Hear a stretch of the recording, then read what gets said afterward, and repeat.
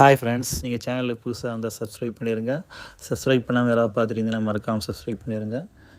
நம்ம எதிர்பார்த்தபடியே பார்த்தீங்கன்னா 3ஆம் சுற்று பருவமழை வந்து 26-27 வந்து தமிழ்நாட்டின் பல்வேறு பகுதிகளில் நல்ல மழை கொடுத்துருக்கு. ஸோ நாம் சொல்லியபடியே வடகடலோரம் மற்றும் டெல்டா மற்றும் உள் மாவட்டங்கள் மழை கிடைக்கும்னு சொல்லியிருந்தோம். ஸோ அதன்படியே வடகடலோர மாவட்டங்கள் வந்து நிறைய இடத்துல நல்லா மழை பெஞ்சிருக்கு. நம்ம கடந்த 24 மணி நேரத்தில் எவ்வளோ மழை பெஞ்சிருக்கு அப்படின்ற மாதிரி பார்த்துருவோம். முதல்ல திருவள்ளூர் திருத்தணி மாவட்டம் பார்த்தீங்கன்னா இதுதான் உச்சபட்ச மழைப்பொழிவு, கிட்டத்தட்ட 8.2 சென்டிமீட்டர் மழை பெஞ்சிருக்கு. அடுத்து காஞ்சிபுரம் ஸ்ரீபெரும்புதூரில் பார்த்தீங்கன்னா 32.2 மில்லிமீட்டர், அதாவது 3.2 சென்டிமீட்டர் பெஞ்சிருக்கு. சென்னையில் பார்த்தீங்கன்னா பல இடங்களில் வந்து 3 சென்டிமீட்டர் மேலே பெஞ்சிருக்கு. ஸோ ஒரு சில இடங்கள் மட்டும் பார்க்கலாம். சென்னை ஐனாவரம், தொண்டையார்பேட்டை, அமிஞ்சக்கரை, பேசன் பீச், ஸோ இங்கெல்லாம் பார்த்தீங்கன்னா 6 சென்டிமீட்டருக்கு மேலே மழை பெஞ்சிருக்கு.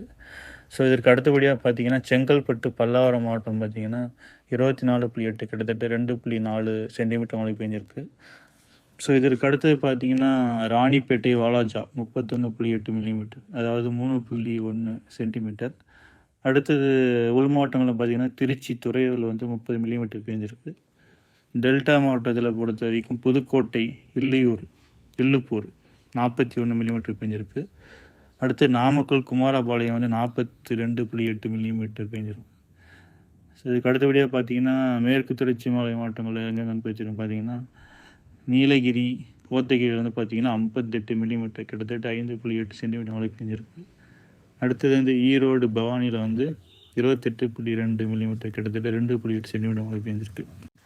இதற்கு அடுத்தபடியாக நம்ம முக்கியமாக பார்க்க வேண்டியது ஒன்று என்னன்னு பார்த்தீங்கன்னா சென்னையின் நீர்மட்டம் வந்து ஏரிகளில் எவ்வளோ இருக்குது அப்படின்னு பார்த்துடலாம். ஸோ கடந்த சுற்றை காட்டிலும் இந்த சுற்றில் பார்த்தீங்கன்னா சென்னையில் உள்ள ஏரிகளோட நீர்மட்டம் வந்து கிட்டத்தட்ட 90-95% வந்து இம்ப்ரூவ் ஆகிருக்கு.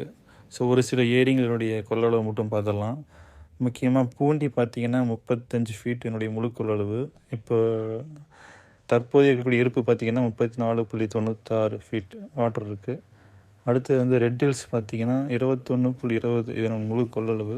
தற்போது இருப்பு பார்த்திங்கன்னா 20.21 ஃபீட்டு.